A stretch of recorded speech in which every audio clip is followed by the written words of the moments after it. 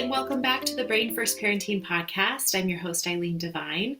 Now, you know, if you listen to this podcast, that we talk all the time about how we, as parents of kids with neurobehavioral differences, brain-based differences, challenging behavioral symptoms, that we are working all the time to continuously shift our lens over and over again from a behavioral lens, which we've talked a lot about on this podcast, what that is, to a brain first lens.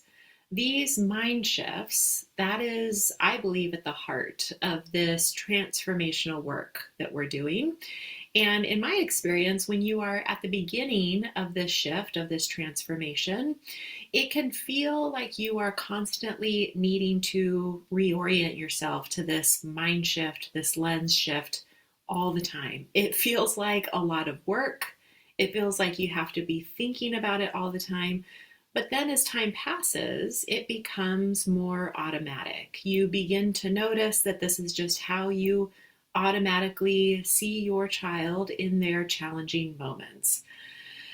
I'm guessing that some of you are thinking, well, that sounds lovely. How do I get to that place where there is more ease, where it feels more automatic? How do we get from this point A, where you're right at the beginning of it and it's feeling challenging and difficult in all the ways that we expect it to point Z, where it feels more natural, it feels more automatic, it feels more consistent, or it is more consistent? Well, there's a lot of things that we could say about how to get from that point A to that point Z in terms of supporting our learning and our growth. But we don't have time for that all in one episode, so we're going to focus in on one of those pieces today, and that is having some intentional mind shifts that you are coming back to over and over again to reinforce this brain first lens as it relates to your child. Here's the truth. Our thoughts are incredibly powerful, and having these mind shifts in your back pocket, so to speak, it really helps solidify these core brain first parenting beliefs. So today I thought I would share some of the most powerful mind shifts that can completely change how you see your child and yourself. But before I dive in, I want to let you know that I do have a free downloadable infographic that has all of these mind shifts on it, so that you can print it out, hang it up in your home where you'll see it on a consistent basis. I wanted to let you know that up front so you don't feel like you have to write these down as we go through them. They are all on that free infographic, and I will include the link to that in the show notes so that you can go find it there when you're done listening to this episode. All right, so let's start with one of the most foundational, one of the most powerful shifts that I share with parents, and it is this: my child would do better if they could. I want you to really sit with that for a moment.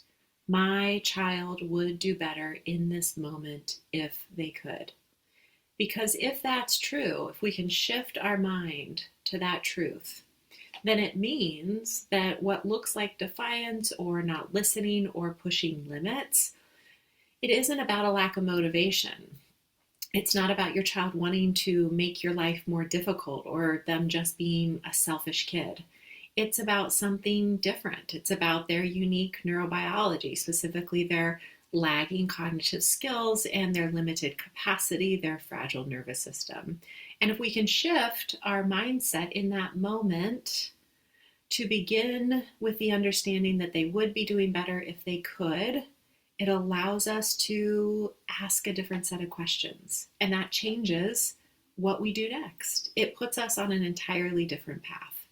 When we view behavior through a brain first lens, we start to understand that behavior is a symptom of something bigger, and we need to move away from the behavior and focus our attention and our energy on those root causes to really make any progress.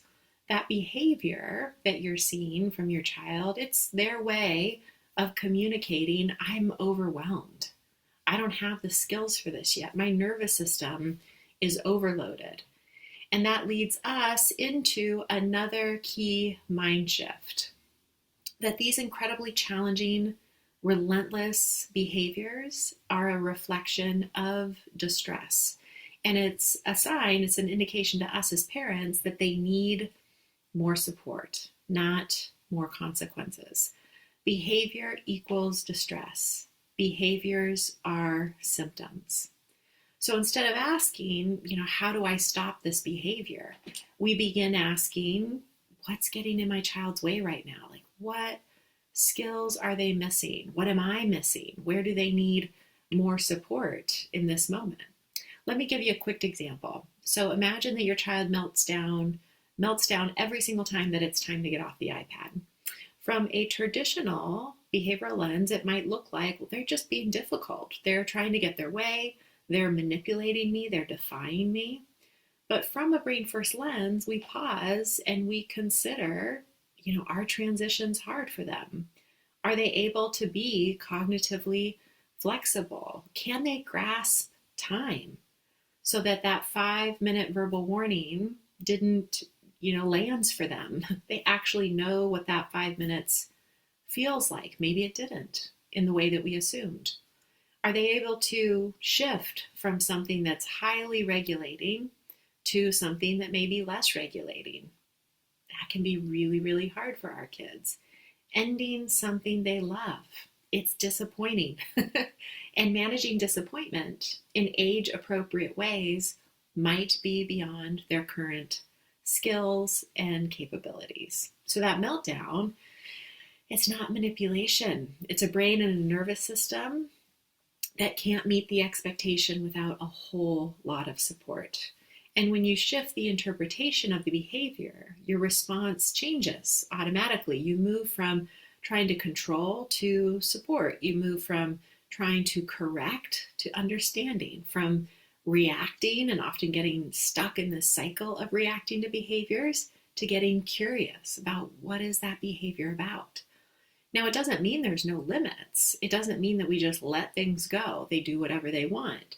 It means that the way we hold those limits or those boundaries, the support we provide around those boundaries changes, because we're no longer trying to override behavior and go toe-to-toe with a child that is becoming more and more dysregulated.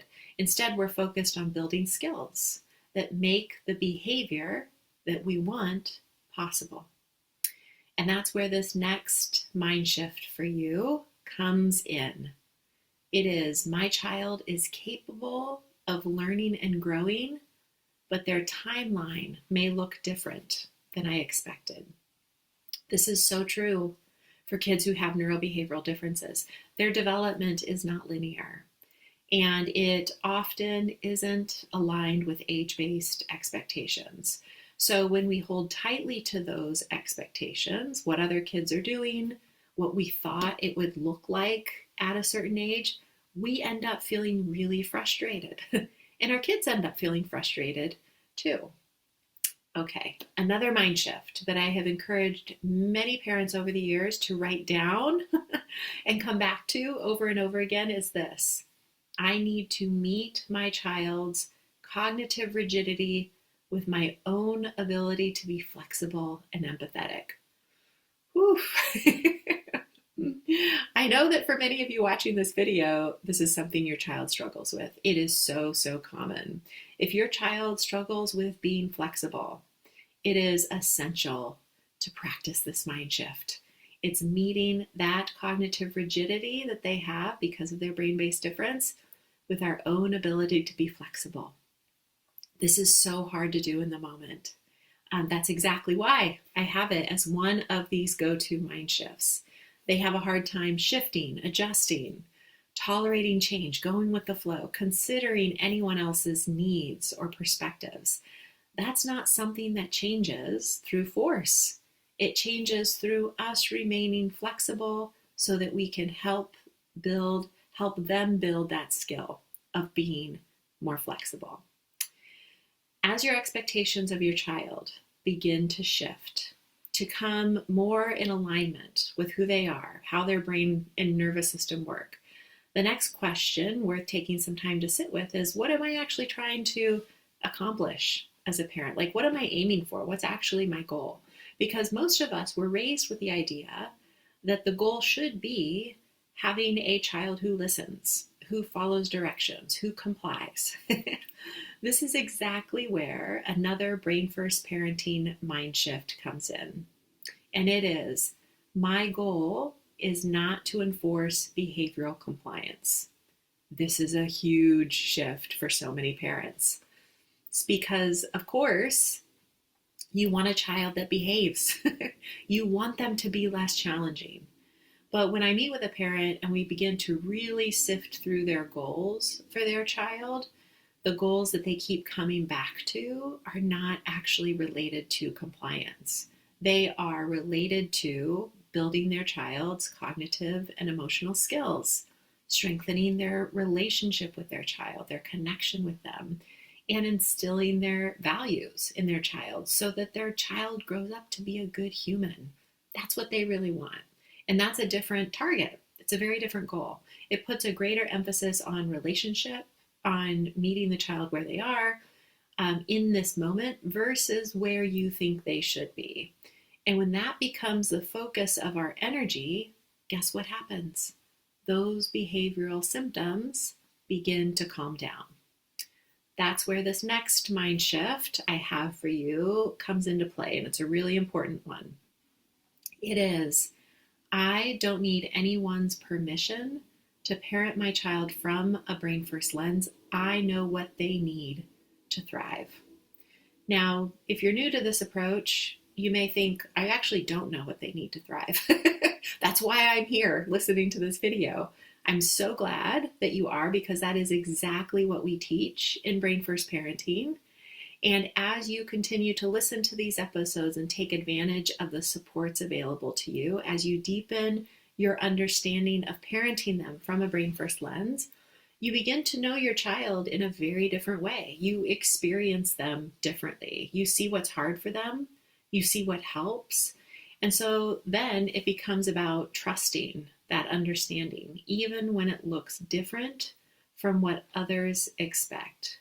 And over time, what you're building isn't just a child who behaves. You're building regulation in them. You're building their resilience. You're building your connection with them, all of which leads to, as I said before, less of those challenging defensive behavioral symptoms. To do this kind of parenting that we talk about all the time on this podcast, staying regulated and flexible, connecting with a child who can be really tricky to connect with, there's one more shift that really matters. It's actually two mind shifts that I'm going to clump into one for you.